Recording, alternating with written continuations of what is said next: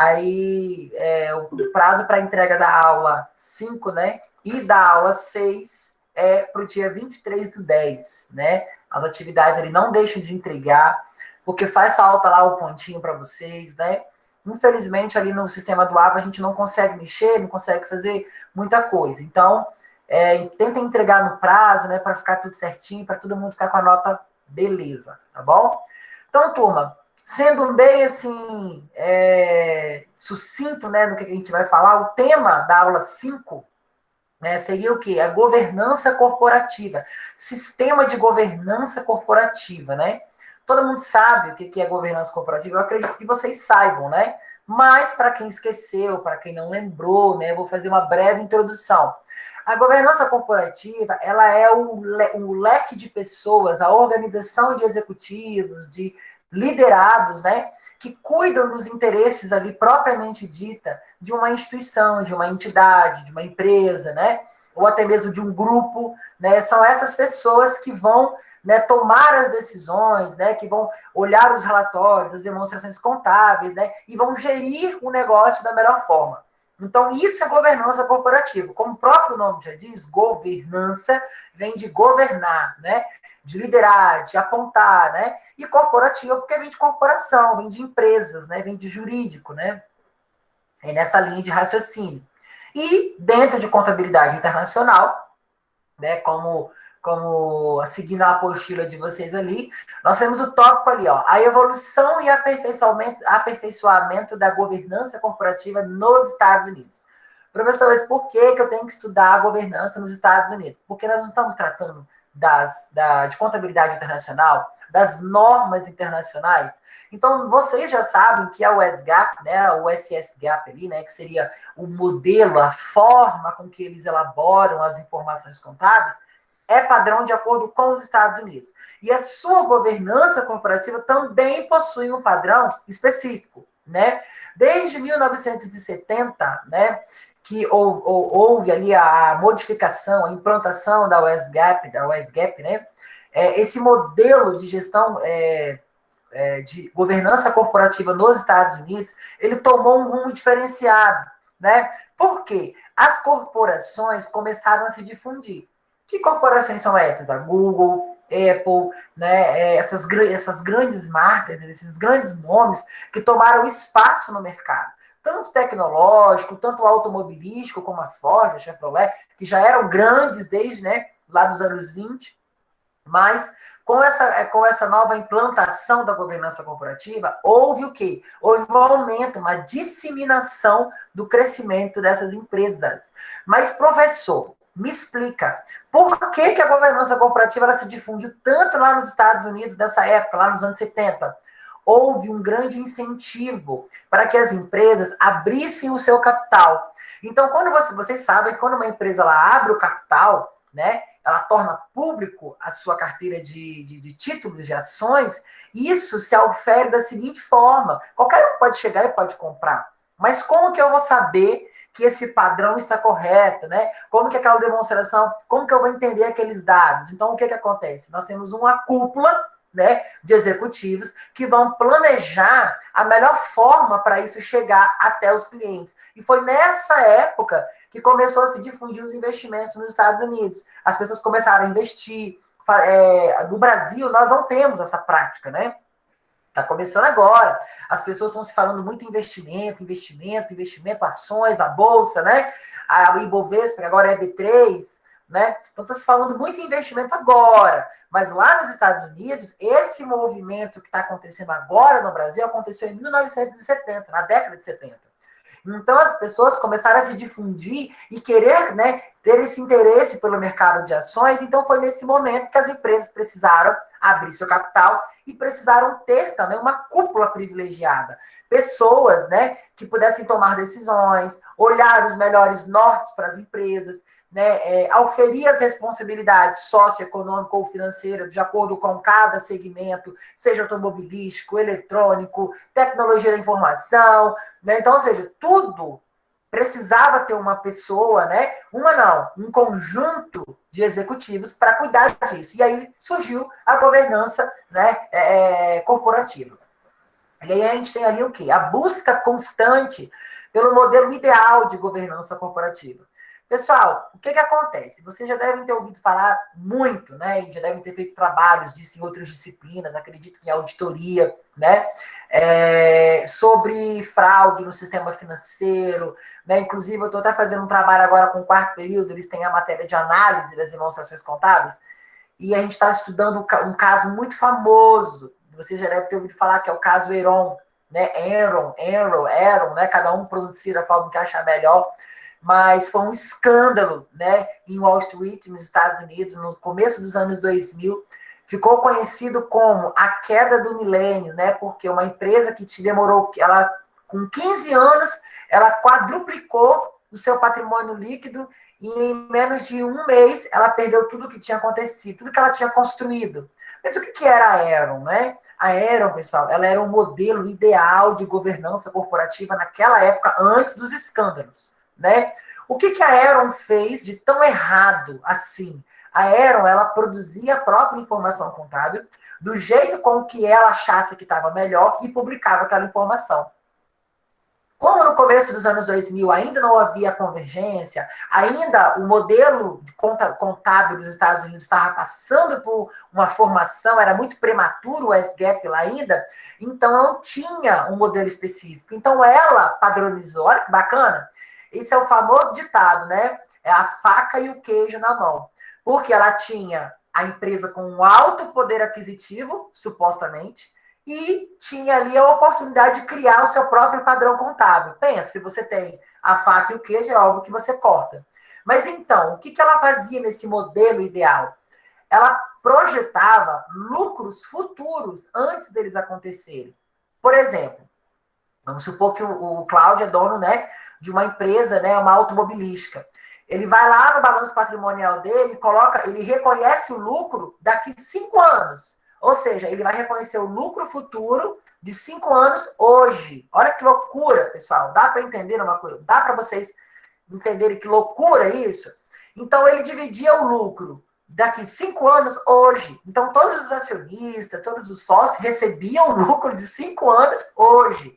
Então, esse escândalo, né, foi chamado de quê? Que a Enron era um castelo de cartas, sobre uma piscina de gasolina, né? Porque a qualquer momento ela poderia cair, e foi o que aconteceu. Quando veio ali a convergência, a Enron não teve escapatória. Porque quando ela teve que retificar suas demonstrações contábeis ali para entrar no modelo ideal de governança corporativa, que os executivos pudessem sustentar as informações, ela não tinha informação. A Enron não tinha caixa, a Enron não tinha dinheiro, e nesse momento já tinha quebrado milhões de pessoas, né, fundos de pensões, né, que são as previdentes privadas aqui no Brasil chamadas, né, já tinham estourado tudo isso, tinha tudo ido para o brejo. Resumo da ópera. O modelo ideal da governança, ele não é aquele mais perfeito, aquele que você olha para o padrão, está dando resultado. Não. O modelo ideal de governança corporativa, ele tem que considerar tanto os efeitos éticos, né, os profissionais e a quem está lá. A pessoa que está compondo aquele quadro de executivos, ela tem que ser imparcial. Ela não pode deter nenhum privilégio com a empresa. Por isso que quando você elege um corpo liderado, né, uma governança corporativa para uma entidade, você necessita de ter o quê? Rigidez na escolha dos membros. Porque o ideal é que a gente não escolha pessoas que tenham algum vínculo com a empresa. Né? Ué, professor, mas eles não são funcionários? Sim, são funcionários. Mas você acha que poderia colocar o dono ou o filho do dono? Não. Porque se você já está liderando, elegendo um corpo de pessoas responsáveis para tomar a melhor decisão, é melhor que não tenha conflito de interesses. Então, por isso que a busca pelo modelo ideal da governança corporativa vai muito além de um conjunto de pessoas capacitadas, formadas, proprietárias de empresas ou não. Tem que ser pessoas comprometidas, engajadas, né, com a subsistência da empresa. Porque vocês vão concordar comigo que todo empresário quer que a entidade continue. Né? Ele vai prezar, né, pelo princípio ali da continuidade. E aí, a gente passando para o próximo tópico, a gente tem ali a governança corporativa no Brasil. Tudo no Brasil é recente, né? Tanto a questão do investimento, ultimamente, não sei se vocês têm acompanhado o jornal, chegou a nova chave eletrônica ali, que é o Pix, né, que vocês agora podem fazer pagamentos, cobranças, recebimentos em qualquer parte, em qualquer hora, em qualquer momento, em qualquer banco, né, seja sábado ou domingo, sem tarifa, que foi como se fosse um código de moeda criado, né, pelo Banco Central do Brasil para facilitar as operações. Isso lá fora já está acontecendo há mais de 5 anos, mas no Brasil é novidade. E é uma coisa bacana. Isso vai tirar muitas pessoas, deixar pessoas de ser reféns de bancos, né? Porque o gente paga tarifa, né? Por ter TED, fazer operações bancárias, e o Pix ele é gratuito, né? Você vai ter uma moeda, né? Como se fosse uma chave eletrônica, né? O Cláudio, né? Que trabalha no banco, deve saber muito melhor explicar isso aí, né, Cláudio? Você está por dentro do Pix? Já sabe como funciona o Pix, Cláudio? Ou ainda não? Professor, eu deveria saber, mas é aquele negócio, a gente passa por cima e finge que sabe. Mas olha só, eu também não sei a fundo. Eu ativei a minha chave de comando ontem, né? Então, assim, eu também não sei muito bem como funciona. Mas pelo que eu entendi, ela vai funcionar como se fosse um PicPay, né? Você vai receber e vai cobrar em qualquer lugar, de qualquer pessoa, independente do banco. O que o Banco Central quis fazer com isso? Acabar com as tarifas de transferência bancária interbancárias. Eu mando do Banco do Brasil para o Sicoob, eu pago 10, 12. Pago 7, pago 8, e assim, igual o Banesp cobra R$ 10 por uma TED. Então, assim, o Banco Central ele fez isso para o quê? Para interconectar todo mundo. Mas é óbvio, né, que o Pix ali, que quem detinha essa patente ali no Brasil era o PicPay, né? E aí o PicPay, assim, nessa época agora de auxílio emergencial, lucrou bastante com isso, né? Porque muitas operações estavam sendo atravessadas por esse aplicativo, né? Então, que é um aplicativo bacana, você poderia cobrar, vai funcionar basicamente do mesmo jeito. Você pode gerar o QR Code, né? A diferença é que você vai ativar essa chave de comando no seu banco. Sicoob, Banco do Brasil, Bradesco, cada banco vai te dar uma ferramenta para você ativar essa chave. Mas, voltando para o nosso tópico, que é a governança corporativa no Brasil, né, o que acontece? A CVM, né, o que é a CVM? A Comissão de Valores Imobiliários do Brasil, ela formalizou a partir de 2010 a exigência onde as companhias brasileiras elaborassem as suas demonstrações contábeis em conformidade com a IFRS.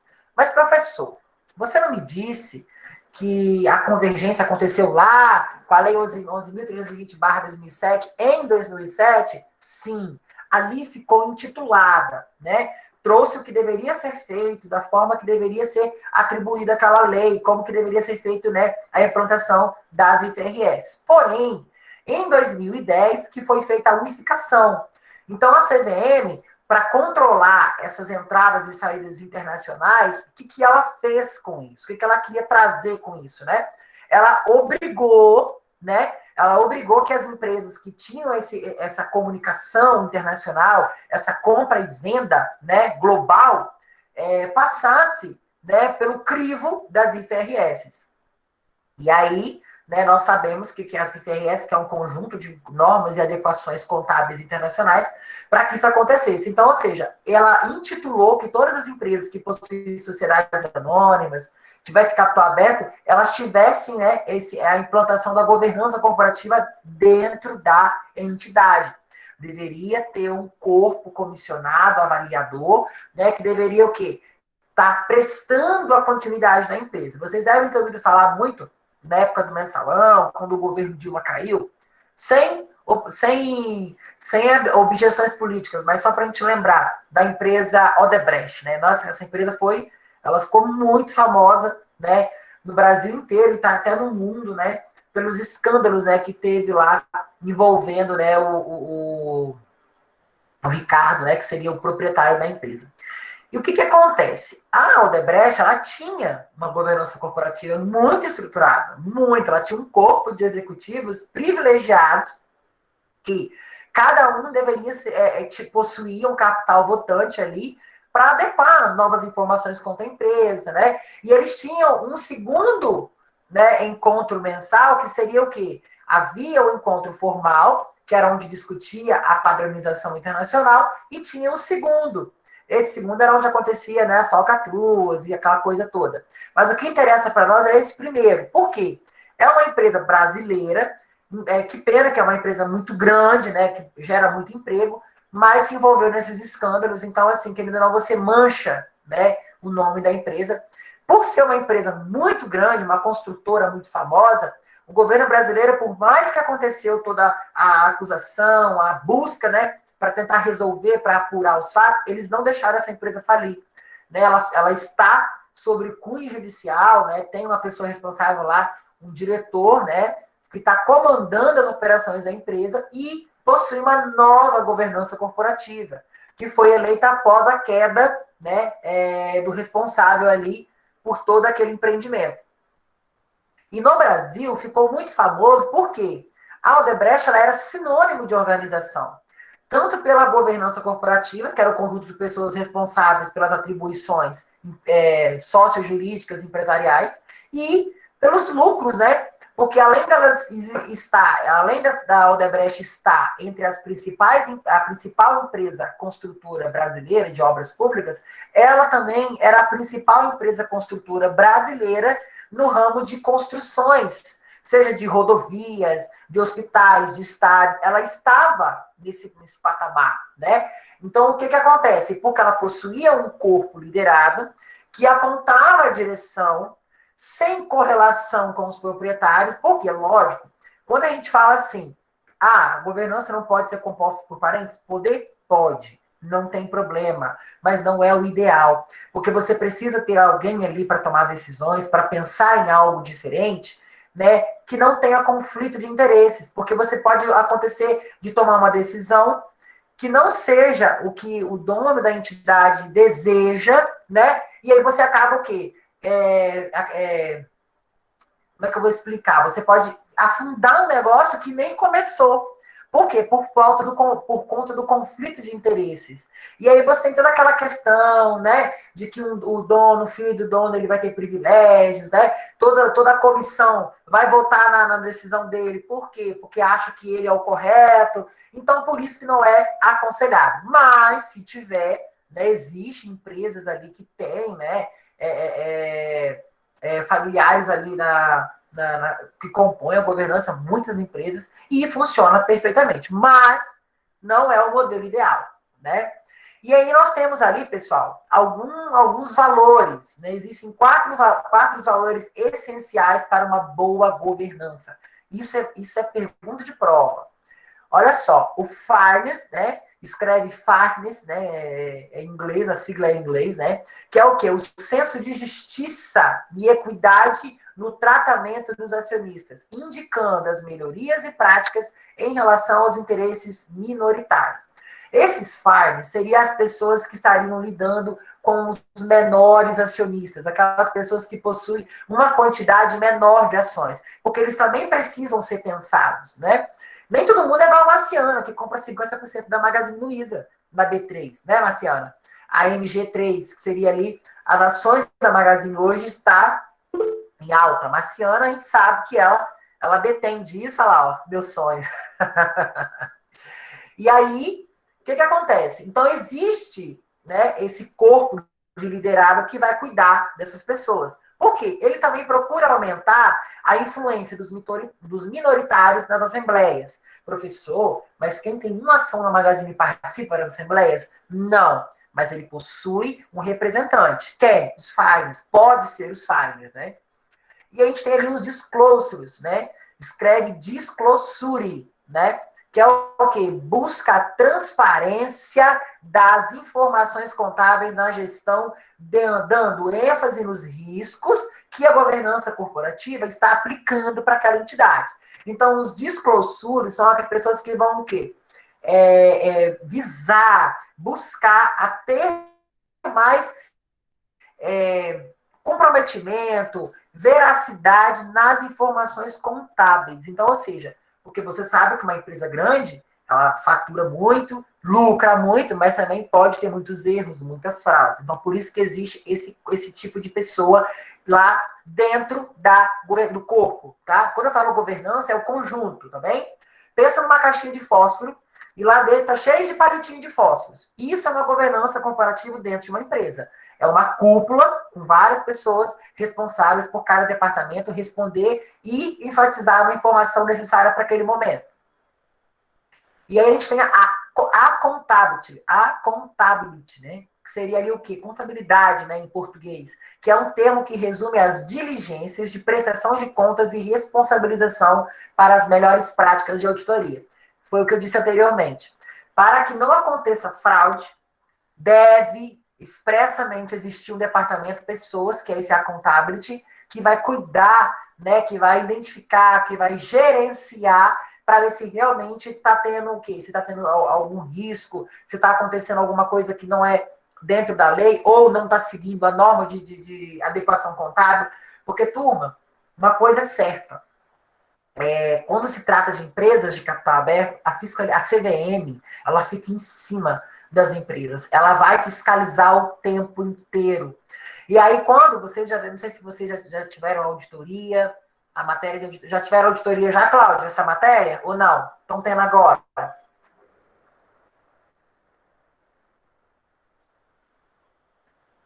Professor, Marciana, já desculpa, tiveram essa matéria? eu não ouvi a matéria. Vocês já tiveram auditoria? A matéria de A auditoria? gente está tendo agora. É uma matéria muito bacana. Eu gosto demais de auditoria. Parece ser uma E coisa eu não bem sei. interessante, mas a professora é meio pão com ovo. Ô, Cláudio. Oh, meu Deus. Mas olha só, a auditoria é uma coisa muito interessante e, assim, ela tem que ser aplicada rigorosamente dentro de qualquer empresa. Desde a padaria lá, né, do Aramis, até a Magazine Luiza da Marciana. Tem que ser aplicado dentro das regras, seja lá pela Ibracon, ou seja lá pelo Instituto dos Auditores Externos, né? Então, assim, você tem que aplicar dentro dos padrões. E aí, o que acontece? Esse accountability, ele aprova, ele normatiza a auditoria nas empresas. Então, assim, ele vai checar, verificar, para ver se está correto. Então, ou seja, você tem um departamento de auditoria lá dentro da empresa Marciana. A Marciana instaurou a auditoria dentro da empresa dela. Porém, quando os auditores lá internos prepararem os relatórios e mandarem lá para a cúpula dos executivos, esse relatório vai passar pelo crivo desse povinho aqui, ó, do accountability. Eles vão verificar e checar para ver se está correto. Então, assim, professor, você está me dizendo que é uma checagem infinita? É isso mesmo, tá? Dentro de governança corporativa, eles têm que ter certeza da informação. Nós, nesse ramo que nós escolhemos para a nossa vida, né, contabilidade, administração, nós vamos trabalhar com checagem 24 horas. Você vai checar o relatório, você vai achar um erro, você checa de novo, você acha outro erro. A checagem, ela é infinita. Não existe 100% de aprovação, mas também você não pode ficar abaixo dos 99%. Concorda comigo? Você não vai investir numa empresa que apresenta 95% de margem de erro na apuração do resultado. Há um tempo atrás, eu ainda estava estudando, fazendo faculdade, eu peguei uma demonstração, um conjunto, né, de demonstrações contábeis para fazer um trabalho de auditoria, e eu encontrei um relatório onde o auditor ele tinha um parecer sem ressalvas, onde ele falava o seguinte, que ele estava se impossibilitando de dar o seu parecer, pois as informações contábeis daquela empresa estavam em desconformidade. Pessoal, pelo amor de Deus, né? Uma empresa do tamanho da Renner, que era a Renner na época, né? Eu até mostrei a minha antiga professora, que era a Taene. Falei, Taene, olha isso aqui. A Renner, uma empresa enorme, os auditores, era até a KPMG que estava auditando a Renner na época, e eles não se pronunciaram. Quando um auditor, vocês devem ter visto lá na minha auditoria, os tipos de relatórios que os auditores fazem, né? Esse é um tipo deles. Quando um auditor ele se abstém da sua informação, é um sinal vermelho. É um giroflex ligado aqui em cima, 24 horas, dizendo o quê? Sai fora porque a empresa está com algum problema. Ou a empresa não informou para os auditores e eles não tiveram acesso à informação, ou eles esconderam dos auditores. E aí, como o auditor, a KPMG é uma terceirizada, ela não vai queimar o filme da Rene, mas também ela vai tirar o dela da reta. O que ela vai colocar? Eu me abstenho do meu parecer. Aí o que ele faz? Ele tira o dele da reta, mas também não dá credibilidade para a Rene. Porque quando vocês vão para o banco, né? Quando as empresas vão para o banco pedir financiamento lá, eles pedem esse relatório do auditor para ter certeza que vai tudo bem com as informações financeiras. Aí, se o Cláudio, gerente do Sicoob Santa Maria de Itibá, agência 3008, ele pega o relatório lá da empresa da Marciane, está lá que a KPMG se abstém da informação, ele vai liberar algum crédito? Jamais.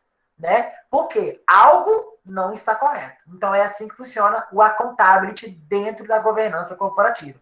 Turma, tudo isso funciona em virtude da contabilidade internacional, das adequações. Essa disciplina é uma disciplina muito interessante para quem quer seguir no mercado financeiro, no mercado bancário, que é o caso do Cláudio, né? Quem está seguindo nesse caminho. Não para os outros também, a gente precisa saber disso. Só que o que acontece? Quem tem interesses em investir em ações precisa saber como funciona lá fora. Ah, professor, mas eu moro em Santa Maria, eu não vou sair daqui. Gente, esse momento que a gente pensava assim, olha, com uma câmera no rosto, isso acabou. Isso não existe mais. Nós precisamos abrir a mente e olhar para o mundo. Porque por mais que nós moramos em Santa Maria, Santa Leopoldina, Itarana, Itaguaçu, nós estamos... tudo que a gente faz é espelhado lá fora. A gente precisa saber como que é a adequação da norma de contabilidade. O que é o CPC? O que é CPC? É a tradução das IFRS. A gente precisa saber disso. Nós somos obrigados. Porque como que nós vamos trabalhar, exercer a função de contabilidade, ou seja, contador, sem saber um CPC? Não dá, né? É impossível. E por último, eram 4. Os finance, os disclosures, os accountability e por último, o compliance. Alguém sabe me dizer o que é compliance? Lara, Caroline, isso é mais fácil. Sabe, Caroline? Caroline, é isso mesmo, né? Eu chamei ela de Carol. Sabe, Ana? Sabe o que quer dizer compliance? Escreve compliance. Ana Carolina Bening. Sabe não? Cláudio. Sabe dizer o que é compliance? Cláudio sabe. Gente, cadê Josivane nessa aula, hein? Não sabe? Devido à longa pesquisa que eu fiz aqui no Google de 2 segundos, compliance é estar em conformidade com leis e regulamentos externos e internos. Exatamente. E aí, o que acontece? Lá fora, existe um banco chamado BNP Paribas. Esse BNP Paribas, ele surgiu da fusão do Banco Nacional de Paris com o Banco Paribas, Europa Central. Esse banco é um dos maiores bancos do mundo. E eles possuem... Por que eu estou querendo citar esse exemplo? Porque o BNP Paribas, vocês podem até pesquisar depois, né? Ele é um banco ele tem conta bancária e tal, bonitinho, pessoa física, jurídica, mas ele é um banco de investimentos. Ele está presente em vários países, inclusive no Brasil. Porém, no Brasil ele ainda está se difundindo, né? Ele está lá em São Paulo, existe a sede do BNP, mas nos Estados Unidos ele é muito conhecido. Existe um em cada esquina. E ele possui um cargo lá na comissão privilegiada chamado assistente de compliance. Então imagina, se o compliance ele é o tipo de gestão que é o conjunto de práticas, né, que busca conformidade nas normas e regulamentos tanto interno quanto externo, o compliance ele vai ser o quê? A pessoa que vai exercer esse cargo, ela vai ser a pessoa que vai verificar se tudo que está sendo feito dentro da empresa está conforme o estatuto social, né? E se está conforme as legislações. Então, ou seja, é um cuidado criterioso, né? O profissional do compliance, ele vai ter, a palavra dele vai ser o quê? O ok para a governança, que vai tudo bem e que o estatuto está sendo cumprido, que nem o sócio está sendo, né, infligido ali. Então, ou seja, o compliance, ele é algo importantíssimo. Pode, né, Carol? Pode, né, Carol? Pode chamar de Carol? Beleza, então tá bom. Então, o que acontece? O compliance é isso. Então, ou seja, dentro da governança, existem 4 critérios. O finance, o disclosure, o accountability, não ligam para o meu inglês, que ele é ótimo, e o compliance. Então, ou seja, ambos estarão em vertentes separadas. Eles estarão olhando para critérios separados. Então, ou seja, dentro da USGAP, das IFRS, da FASB, da IASB, nós vamos enxergar a governança corporativa. Então, ou seja, se algum dia alguém te perguntar o que é a governança corporativa, vocês já vão saber que a governança corporativa é o conjunto de líderes, né, de pessoas responsáveis pelo direcionamento, né, da empresa, pelo cuidado do patrimônio ali, que vão tomar as decisões, vão gerir, a palavra é essa, gerenciar, cuidar, planejar, né? Isso que eu, né, esse seria o meu dilema ali de governança, que às vezes a gente acha assim, governança é só o cara que manda e desmanda. Não, ele não manda e desmanda. É uma cúpula, uma mesa, né? Já viram nos filmes, nos seriados, aquelas mesas lindas. Eu adoro seriado que trata de contabilidade e advocacia. Inclusive, até recomendo a vocês já assistir Suits, né? Que é um seriado magnífico, ele trata tanto a advocacia, foca na advocacia, no direito, mas ele traz a contabilidade, ele usa uma das empresas mais famosas de contabilidade do mundo, que é a PwC. Então, ele traz a PwC dentro do escritório de contabilidade, de advocacia, e eles tratam das normas juntos. Ali, esse seriado traduz a contabilidade internacional completa, porque eles falam das IFRS, falam da CVM, eles vão falar do SGAP, que é o modelo de prática contábil dos Estados Unidos. Então, ou seja, é bacana demais. Além de ser, assim, ser uma coisa, um entretenimento, né, você acaba aprendendo duas vezes, né? E aí, na nossa aula de número 6, esses seriam os pontos que eu separei, tá, pessoal? Para trazer da aula 5 para vocês, né? Porque às vezes eu sei que só ler as apostilas não é bacana, vocês ficam meio perdidos, né? Alguém tem alguma dúvida em relação a essa questão da governança, da aula 5? Quer que eu volte em alguma coisa? Cláudio? Marciana? Tá bacana? Pode prosseguir? Pode prosseguir por mim. Beleza. Marciana, tudo ok? Carol? Ana, tá tudo ok? Também essa aula está sendo gravada, né? Eu vou postar para vocês, né? Lá amanhã, né? Hoje ainda, não sei se eu vou conseguir postar hoje ainda, mas eu posto. Deixo para vocês lá disponível para dar uma olhadinha depois de novo, tá? E então vamos seguindo. E aí na aula 6, né? Que também tem, né? Atividade para ser entregue no dia 23, que seria ali um questionário, um portfólio, né?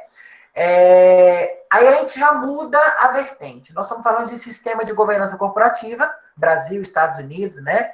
E agora a gente está falando de quê? Fontes de financiamento empresarial. Turma, todo mundo está careca de saber, né, que uma empresa, para ela funcionar, ela precisa ter o capital de giro. O Cláudio, ele precisa aprovar crédito para todo mundo. Mas o crédito que o Cláudio precisa aprovar tem que ser com qualidade. Não pode ser um crédito sujo, né? Aquele crédito que você pegou ali, vou dar crédito para a Ana, não sei nem quem ela é, não peguei garantia, toma lá, Ana, 20 mil para você fazer o que você quiser. Não, não é assim. Né? O crédito precisa ter qualidade, tem que ser um crédito verdadeiro, né? Que você vai ter certeza que vai voltar para a fonte, né, credora. E aí, nós vamos falar dos tipos de crédito, né? Nós temos ali, pessoal, a linha de crédito, que é o quê? Na verdade, é o tipo de crédito que você vai pegar. É o quê? Um cheque especial, né? É um capital de giro, é um CDC, é um cartão de crédito, é um private label, ou é um crédito rotário. Então, ou seja, são modalidades, né? E dentro dessas modalidades, quando a gente fala, né, de empresa, né, de pessoa jurídica, nós ouvimos a palavra desconto de títulos. O que é o desconto de títulos? Digamos que a Marciana, dona da Magazine Luiza, a MGLU 3, né, esse é o código dela na Bolsa de Valores, na B3, Brasil, São Paulo, ela tenha muita compra parcelada, ela tem muito cliente, né? E eles têm cartão de crédito, eles têm, né, carnezinho e tal. O carnezinho é o chamado private label, né? E eles têm muito private label e ela quer vender um pouco desses private label. Então ela vai fazer o desconto desse título. E aí o Cláudio, gerente do banco, né, não vai querer perder de jeito nenhum, sabe que a MGLU 3, né, é uma empresa que possui ali um grande potencial de retorno de capital. Ele vai lá e vai descontar os títulos dela com uma taxa de juros lá básica, vamos botar lá supondo 2% ao ano, ao mês, né? Depende do que o Cláudio vai decidir. O Cláudio desconta aquilo ali, né? E vai dar o dinheiro para ela. Isso daí é o quê? O cliente vai pagar a Magazine ainda, vai pagar para a Marciana, né? Porém, o dinheiro não vai mais para a conta dela, já vai direto para o banco, porque ele descontou, né, o título. Isso também é uma linha de crédito, tá? Ah, professor, mas ele não é uma linha de crédito. Lógico que é. O banco está confiando que a sua análise de crédito foi potencialmente capaz de, né, prever o retorno daquele dinheiro. Então, o banco acredita em você. Então, teoricamente, né, é uma linha de crédito, porém a curto prazo, né, 30, 60, 90, 120. E aí nós temos ali o hot money ou conta garantida, né? O que é isso? Hot money é o nosso chamado maravilhoso cheque especial. Quando chegar no dia 31, dia 20, 25, a Marciana tá querendo ir, né, pro shopping, né, McDonald's, ver o cineminha, mas o cartão, a fatura não fechou, e ela também vai receber logo no dia 5, e ela tem lá 4 mil de cheque especial, hot money, né? Ela usa o hot money, rápido, fácil, né? Tá lá na conta já disponível para ela, ela pega aquele dinheirinho, ó, vai ver o filme, vai ver o lançamento lá no Cinemark. Não sei se está podendo ver agora, tá, Marciano? Nem sei se pode ainda com essa pandemia, está liberado o cinema já. E aí, isso é o cheque especial, acredito que todo mundo saiba o que é. E aí nós temos o Factory. Factory. Pessoal, o Factory é algo que, assim, quando a empresa, ela tá, assim, aqui, a corda do pescoço, ela faz isso. Ela vende, né? Ela não desconta os títulos, é diferente. Ela vende a dívida dela, todo o cliente dela que ela tem, os clientes a receber, ela vende, né? Com um juro muito alto, uma taxa de juros mais alta. Ela vende isso para o banco, para a financeira e pega o dinheiro na hora. E aí o que acontece? A diferença é que o Factory, ele pode ter taxas de juros muito altas em relação ao desconto de títulos. Porque o desconto de títulos, você desconta títulos assim, 15 dias, 20 dias, que já vão vencer, sabe? Você já tem ele ali, já sabe que ele vai entrar, o Factory não. O Factory você vai basear uma venda daqui 1 ano, 2 anos, 3 anos. Então, assim, as taxas são bem mais altas, né? Tem que ficar atento com isso. E aí nós temos o Commercial Papers, né? O que é isso? É um papel emitido pelas empresas, é uma venda, é um título, né? Que são bem avaliados com pontuação de crédito alto e que é vendido no mercado de títulos. Basicamente, o Commercial Paper, você pega um título da empresa, né? E vende no mercado de ações. Não é ações, tá? É um tipo de títulos diferente. E aí a empresa normalmente tem ali um tempo, né, 6 meses a 1 ano para devolver. E aí tem a grande diferença. O Commercial Paper, ele é por prazo. Nós temos ali o da debentures, que também é um outro tipo de financiamento que a empresa tem, uma outra fonte de enriquecimento que a empresa tem. Porém, você pode fazer com 1 ano, 2 anos, 3 anos, né? Você pega títulos da sua dívida, a gente chama isso títulos de dívida podres, né? Porque você pega, abre a sua empresa, cria títulos e vende para pessoas. E aí você gera um contrato para 12 meses, 24 meses, 30 meses, e aí você tem que pagar para essa empresa aquilo que ela te emprestou. É ao contrário, tá vendo? Você vai pegar títulos da sua empresa. O que é títulos? Direitos, né? Você vai pegar, assinar uma promissória e vai dar para o Cláudio. Toma aqui, Cláudio, ó, eu tô te devendo 100 mil reais, tá? Eu tô assinando essa debênture, daqui 2 anos eu vou te devolver corrigido com juros. Você me dá a promissória e eu te dou o dinheiro. Isso é debêntures, tá? Basicamente, é diferente, tá? A taxa de juros, ela é um pouco mais baixa, não é tão baixa assim, e a CVM fiscaliza muito, tá? Para não haver o quê? A perca do capital investido. Não é muito utilizado, tá? A gente está falando, né, e tal, mas não é uma coisa muito utilizada, o risco é muito grande, porque geralmente quem faz títulos de debênture são empresas que já estão assim, ó, com o pezinho lá afundando na bananeira, né? Então é mais arriscado. Mas é um tipo de financiamento, é uma fonte de financiamento, né? E por último, a gente tem ali as ações, né? Todo mundo sabe o que é ações, né? Eu tenho a minha empresa. Eu sou dono da Casas Bahia. A Marciana é dona da Magazine Luiza. Eu quero me fundir com a Magazine Luiza. Mas eu não quero me fundir para o mundo inteiro saber. Eu quero ter concorrência comigo mesmo. Olha que bacana. Sabe qual é o nome disso? Sabe qual é o nome disso? É quando você tem, né, uma concorrência com você mesmo. Você faz a cabanalização do mercado. Nossa, professor, que nome estranho. É estranho mesmo, né? Cabanalização. É porque é você criar concorrência com você mesmo. E aí você coloca o seu corpo de operações, os seus trabalhadores, para disputar entre eles. Nossa, professor, mas isso é loucura. Não, não é loucura não, tá? Vou dar um exemplo. Eu trabalhei no Mato Grosso, em Cuiabá, há uns 5 anos atrás, então mais, uns 7 anos atrás, e lá existia uma loja chamada Citylar.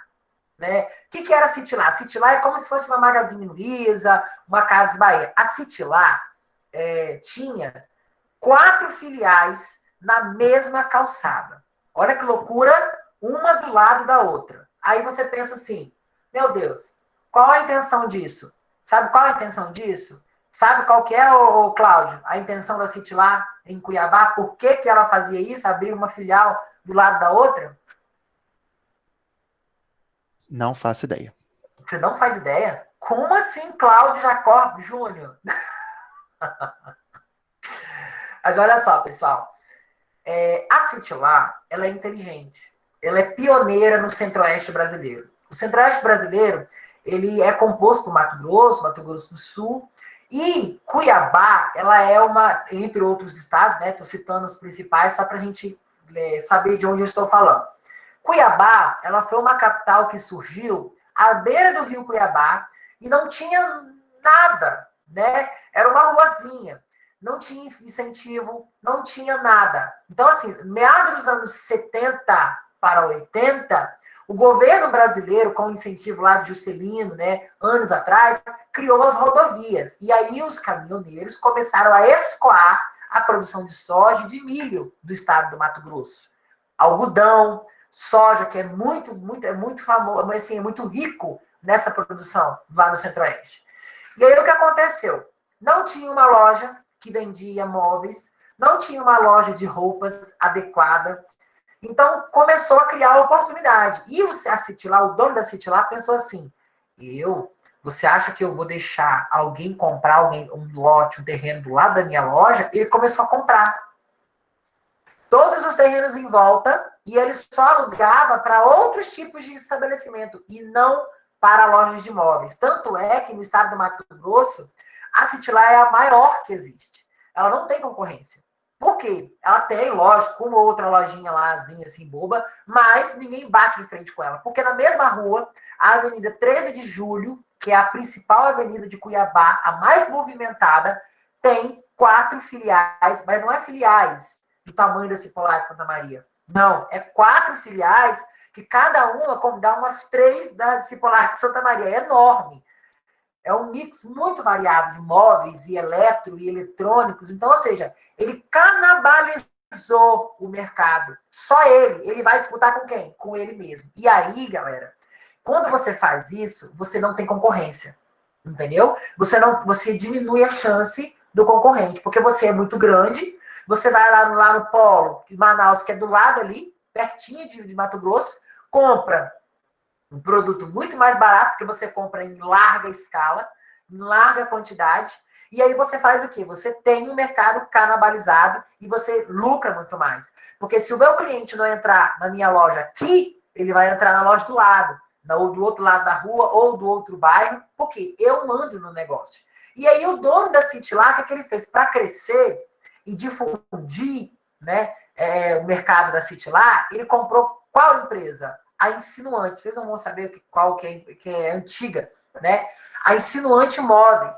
A Insinuante Móveis, ela era uma das maiores lojas que vendia, até tinha em Vitória, na Avenida Princesa Isabel, tinha uma filial da Insinuante, e a City lá comprou todas as lojas da Insinuante. E posteriormente, agora em 2014 ou 15, eles adquiriram parte das ações da Ricardo Eletro. Olha só. Por quê? O Ricardo, o famoso Ricardo Eletro, precisava, né, abrir ali, né, o capital deles, só que ela não comprou com o nome de City lá, ela comprou com outro nome. Por quê? Para criar concorrência com ela mesma. Então, ou seja, o mercado de ações também é uma fonte de financiamento, porque você vai abrir parte do seu capital, vai injetar dinheiro na sua empresa e você pode investir em mais filiais, você pode investir em mais produtos, em mix variados de produtos, e isso vai dar o quê? Uma longevidade maior para você e um capital de giro melhor. Ah, professor, mas eu não sei não, tá? Se eu vou querer abrir o capital da minha empresa. Então, é uma decisão que precisa ser tomada assídua. Tem que ser verificada de acordo com a necessidade da empresa. Será que é isso que vocês querem mesmo? Mas é uma fonte de financiamento. E muito importante. Beleza? Marciana Bulian da Silva. Fala para mim, Marciana. Dúvidas? Posso dar a prova agora? Acho que sim, né? Prova não? Uai, por que não?